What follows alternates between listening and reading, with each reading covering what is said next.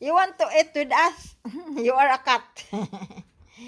We are not a cat, but you want to eat with us, tiger? Huh? I gonna eat.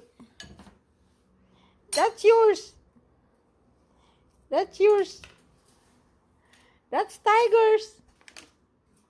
That's yours. And that's yours. That's mine.